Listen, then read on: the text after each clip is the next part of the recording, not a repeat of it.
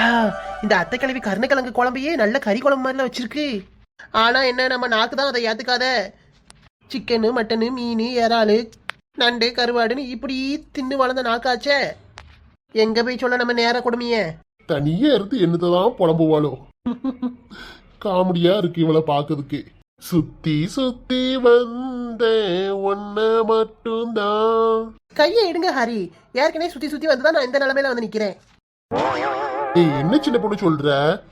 ஆடி மாசம் உங்க அம்மா வீட்டுக்கு போயிட்டு புரட்டாசி மாசம் தான் திரும்ப வந்திருக்க. என்ன சின்ன பொண்ணு, ஒரு ரொமான்டிக்கா ஒரு 4 வார்த்தை அட்லீஸ்ட் அது கூட வேண்டாம்.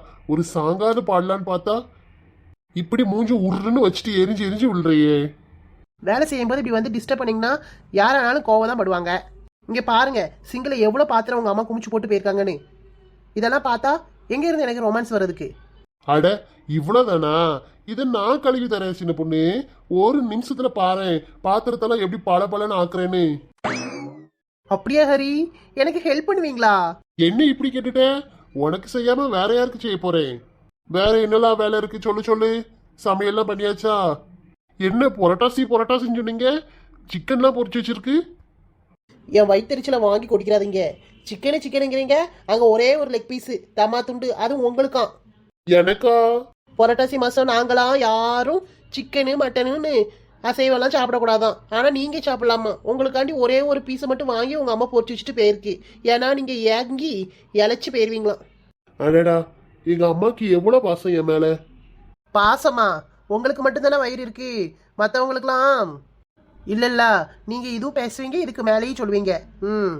ஏய், சிக்கனுக்கு போய் கோவப்படலாமா? நீயே சாப்பிடு சின்ன பொண்ணு. நான் வெளியில எல்லாம் அங்கே இங்கேயும் போறேன், நான் சாப்பிட்டுக்குவேன். உங்க அம்மா வர வர ரூடா நடந்துக்கிறாங்க ஹாரி. சிக்கன்ல கையை வச்சா கையை வெட்டிடுவாங்களாம். சாமி வேற சாபம் விட்டுருமா. என்னென்ன கதையெல்லாம் கட்டுறாங்க தெரியுமா, கம்பி கட்டுற கதை. அப்படியே சொன்னாங்க எங்க அம்மா. ஏய், அதெல்லாம் சும்மா விளையாட்டுன்னு சொல்லியிருப்பாங்க. அதெல்லாம் பெருசா எடுத்துக்கிட்டு நீ வேற. வர வர சரியில்லை. என்னைக்கு உங்க அம்மா கிட்ட நான் சண்டை போட போறேன்னு தெரியல. கூல் டவுன் சின்ன பொண்ணு.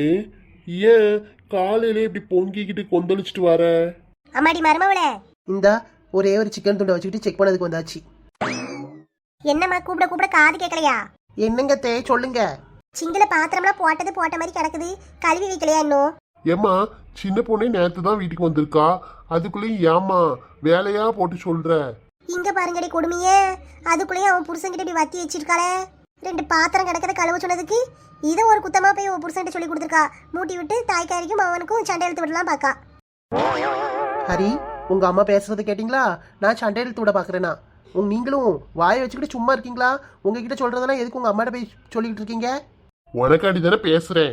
வாயை மூடிட்டு இரு கொஞ்ச நேரம்.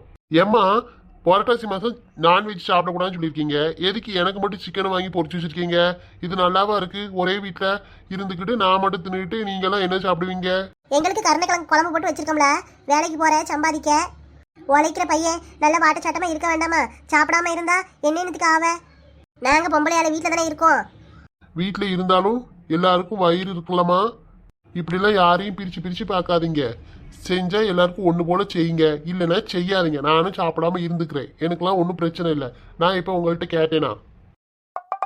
இவன் என்ன, அவன் பொண்டாட்டிக்கு ரொம்பவும் தான் ஜால்ரா அடிச்சுக்கிட்டு வாரான். இது சரி கிடையாதே. ஏல என்ன, உன் பொண்டாட்டி வந்தோடனே ரொம்பவும் வாய் அதிகமா நீண்டுகிட்டே போகுது.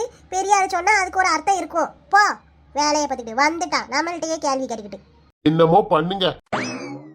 என்ன இவரு, அவ அம்மா சொன்னோடனே அப்படியே போறாரு. மருமவனே, நீ கிடக்க பாத்திரம் அள்ளி போட்டு கழுவி முடிச்சுட்டு சொல்லுமா. கீழே இருக்க கபோர்ட்ல இந்த கொஞ்சம் பாத்திரம் கிடக்கு பார்த்துக்கோ. அதெல்லாம் தூசியா இருக்கு, துடைக்கணும். இல்லைன்னா கழுவி வெயில காய வச்சு ஒன்று ஒன்றா அடுக்கி வைக்கணும். நானும் அந்த நேரம் கிடைக்கும் இந்த நேரம் கிடைக்கும் பார்க்கேன். ஒரு நாளும் நேரம் அமைய மாட்டேக்கு. இன்னைக்கு கையோட செஞ்சிருவோம். இந்த கிளவி என்ன எப்ப பார்த்தாலும் நம்ம ஊருக்கு போயிட்டு வந்த உடனே எல்லா வீட்டெல்லாம் ஒதுங்க வைக்க சொல்லுது. சரி இல்லையே. என்னம்மா மசம் நின்றுகிட்டே இருக்க, வேலையை பாருப்போ.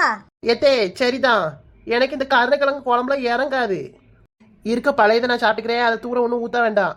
எங்கள் அம்மா ஒரு டப்பா நிறைய கருவாடு கொடுத்து விட்ருக்கா, அதில் 2 துண்டு கருவாடை மட்டும் பொரிச்சுதாங்க. அதை வச்சுக்கிட்டு ஒரு செடி கஞ்சி நாளும் குடிச்சிக்கிட்டு நான் சைவனேன்னு இருந்துக்குவேன்.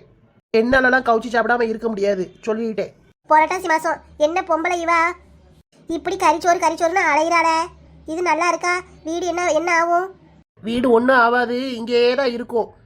சும்மா எதுக்கு எடுத்தாலும் புரட்டாசி புரட்டாசிங்காதீங்க. புரட்டாசிக்கு எனக்கு எந்த சம்மந்தமும் கிடையாது. எனக்கும் புரட்டாவுக்கு வேணா சம்மந்தம் இருக்கு. இது தெரிஞ்சிருந்தா இந்த மாசம் எங்க அம்மா வீட்டில் இருந்துட்டு அடுத்த மாசமே வந்திருப்பேன். தேவையில்லாம என்னை கூட்டு வந்துட்டு என் வாழ்க்கையில ரொம்ப விளையாடிட்டு இருக்கீங்க. அட சோத்துக்கு செத்தவளே, என்ன சண்டை போட்டுட்டு போறா? நம்மளும் ரொம்ப ஓவரா பேசுறோமோ? கொஞ்சம் விட்டு பிடிச்சி தான் பார்ப்போம். 5ல் வளையாது எப்படி 50ல் வளையும்? 5லேயே வளைச்சிருக்கணும்.